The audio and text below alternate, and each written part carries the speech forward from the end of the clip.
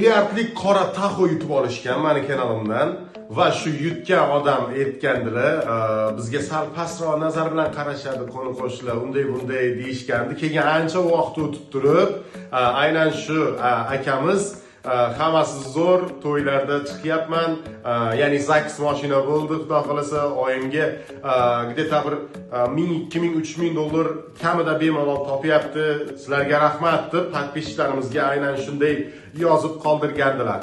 Biz albatta bundan motivatsiya oldik va yana bitta taxo sovg'aga qo'ydik.